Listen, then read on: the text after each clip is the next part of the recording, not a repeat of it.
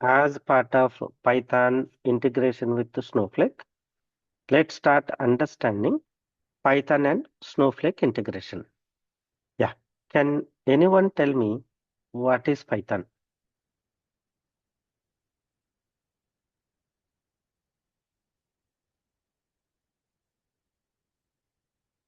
Okay.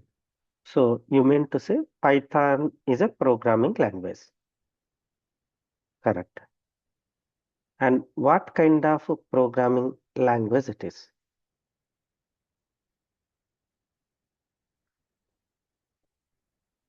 It supports,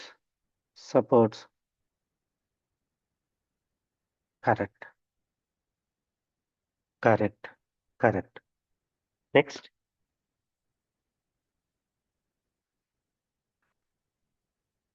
Yes. Okay. Yeah, correct, correct. Yes, it supports OOPS. It is open source, correct, correct. So what I'm saying, what kind of programming language it is? No, no. So let me tell.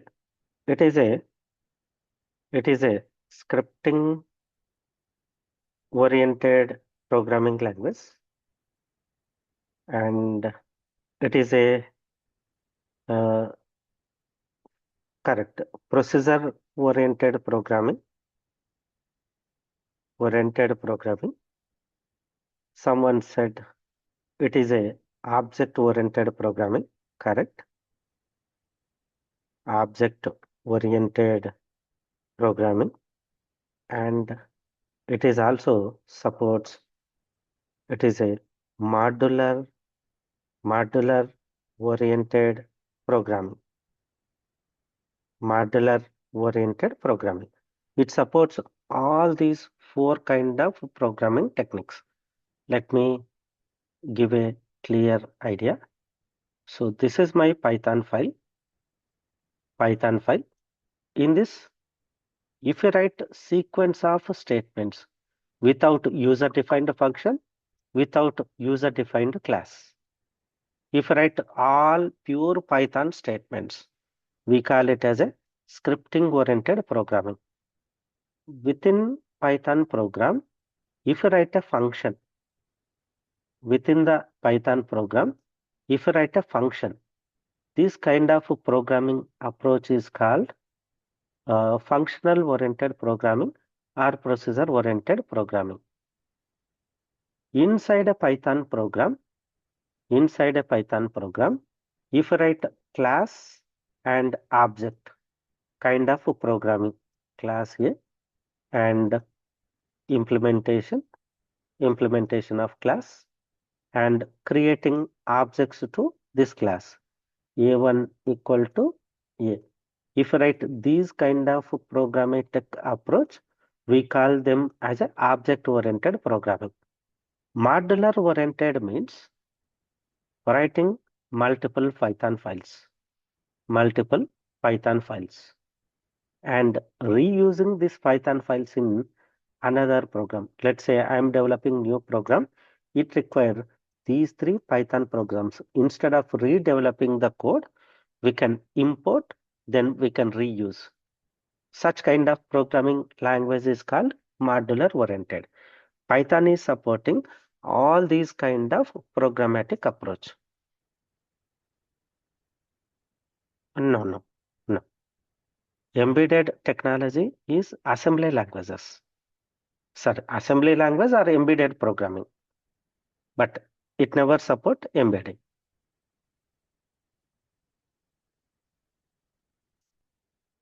Yeah. Now let's understand what is Snowflake. Can anyone tell me? Perfect. It is a, yes, correct. It is a cloud data warehouse.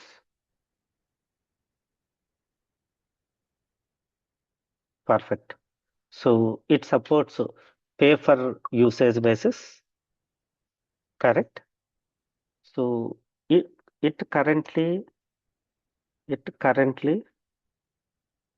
supporting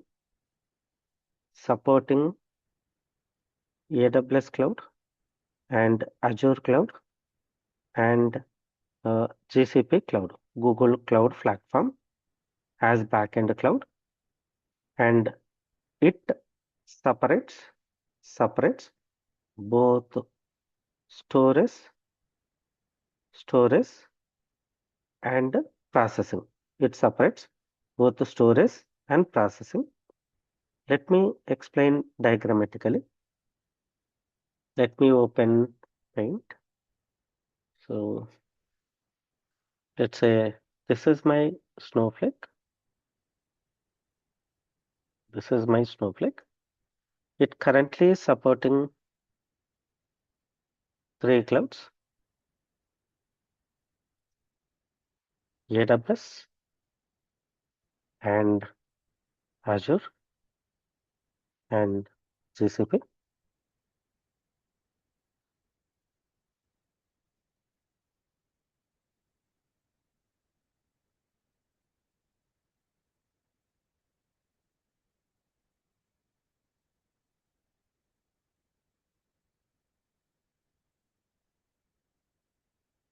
Yeah.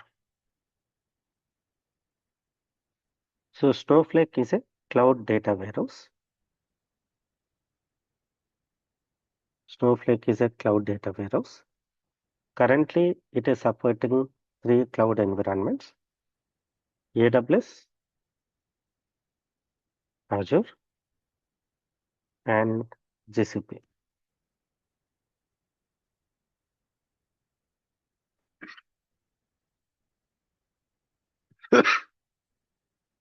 One minute.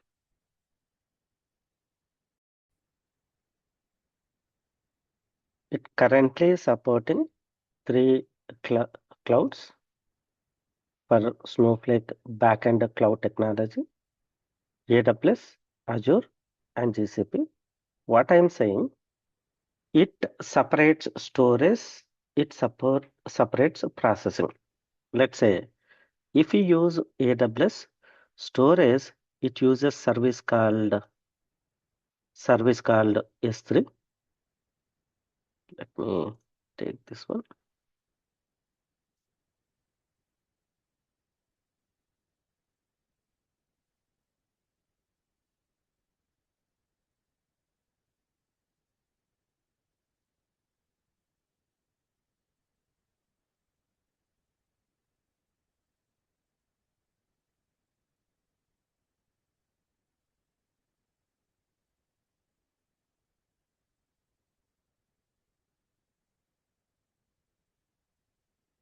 Yeah. If you use AWS for your Snowflake backend cloud, then it uses it uses AWS S3. AWS S3 service as a storage service. And if you use AWS as backend cloud for Snowflake, it uses AWS S3 as a processing service. If you use Azure as a backend, it uses Azure Blob for storage, Azure Blob for storage. If you use Azure for Snowflake backend processing, it uses processing, it uses Azure VM service. If you use GCP for storage, GCP as a backend cloud for Snowflake, it uses GCP Cloud Storage Service, GCP Cloud Storage for storing data, and GCP Cloud Engine Service, Google Cloud Engine Service for processing purpose. Okay, so that's why we are calling Snowflake is a cloud data warehouse. Snowflake is a cloud data warehouse, and advantage of Snowflake is Snowflake is it supports it supports unlimited storage, unlimited storage, and it will scale, it will scale any number of any number of resources per processing. So there is no limit in storage, there is no limit in processing. Let me add the pointer. Let's say you are storing 1 GB data, 1 GB data. Okay. Then let's say you used AWS for storage, and in this it will store 1 GB file data. You can pay only for 1 GB, 1 GB data. You no need to pay multiple missions like existing data warehouses. Let's say existing data warehouse, I created let's say 250 missions in a cluster. Whether I store 1 GB data, 10 GB data, I have to purchase 250 machines. I have to set up, install, configure, recruit different administrators, whether you are using or not. Yes or no? But my business initially having 1 GB data. 250 machines are not required. Yes or no? But here, S3, you store backend, you are storing Snowflake with 1 GB data. Backend it uses S3. Based on your storage, they are going to generate a billing for you. That's it. So less cost for your less data. Let's say you got 10 GB data today. Let's say you used only one mission in existing ETL architecture. That one mission is filled with the data. Then what you can do? You have to put your cluster in maintenance mode. You need to add new mission into cluster. But here you no need to do any activity. Based on your data, your cloud storage going to span automatically, scales automatically. Next one, we have processing. Processing in Snowflake, we call it as virtual warehouse. You can create virtual warehouse with 2 resources, 4 resources, 8 resources, 32 resources, 16 resources, 32, 64, etc. There are different plan shooting. Let's say small data, I can use a virtual warehouse with 2 resources.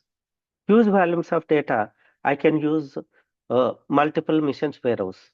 Depends upon my requirement, I can select a right warehouse to process the data.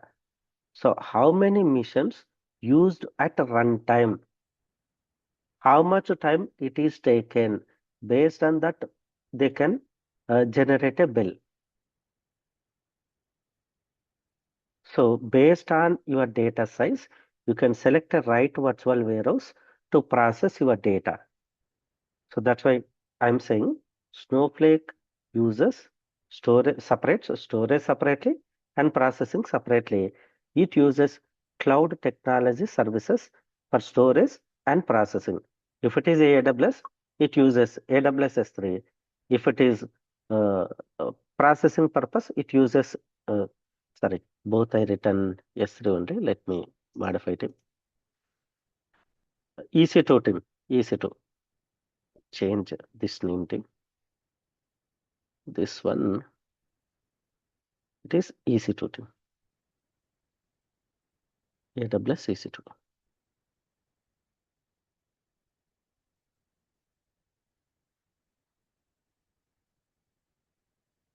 Processing, it uses service called AWS EC2. If it is Azure, storage purpose, it uses service called Azure Blob. Processing purpose, it uses Azure VM service. If it is Google Cloud Platform, storage purpose, it uses Google Cloud Storage Service. And processing purpose, it uses Google Cloud Engine. Okay, clear writing?